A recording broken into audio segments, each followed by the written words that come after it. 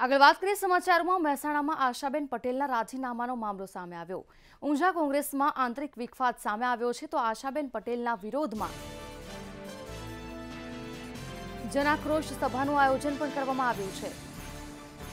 શહેર પ્રમુખ દ્વારા સભા મામલે પોલીસ મથકમાં જાણકારી પણ આપવામાં આવી છે। ઊંઝા કોંગ્રેસમાંથી આંતરિક વિખવાદ બહાર આવ્યો છે। મહત્વનું છે કે ઊંઝાના ધારાસભ્ય આશાબેન પટેલે રાજીનામું ધરીને ભાજપમાં જોડાયા છે ત્યારે હવે આ મામલે જનાક્રોશ રેલી યોજવામાં આવી। ઊંઝાના કોંગ્રેસ ધારાસભ્ય પરથી રાજીનામા બાદ ઊંઝા બેઠક મતભેદોનું ગઢ બની ગયું હોય તેવું લાગી રહ્યું છે।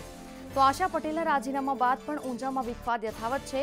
આશાબેન પટેલના વિરોધમાં રવિવારે જનાક્રોશ સભાનું આયોજન કરવામાં આવ્યું હતું।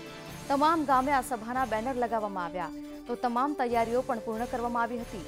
ઉલ્લેખનીય છે કે એકાએક આ સભા રદ થતા કોંગ્રેસનો આંતરિક વિખવાદ સામે આવી ચૂક્યો છે।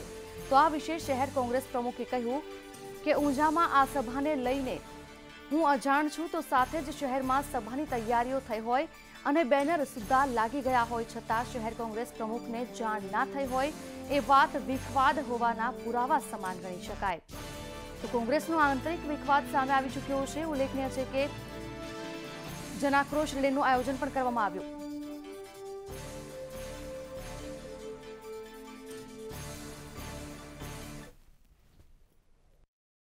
જન આક્રોશ રેલી કોને રાખી છે એ અમને પ્રદેશ લેવલથી કે અમારા જિલ્લા લેવલથી કોંગ્રેસના લેવલ ઉપર થઈ રહી છે। અમને કોઈ જાણ નથી કરેલી, અમે કોઈ વસ્તુ જાણતા નથી, અમારા ઉપર સંગઠન બી કોઈ જાણતું નથી, શહેરનું હોય કે તાલુકાનું હોય કે જિલ્લાનું હોય। અમે ઉપર અમારી રીતના પૂછપરછ કરી હતી તો અમને કોઈ જાણવા આ વિષયનું મળેલું નથી।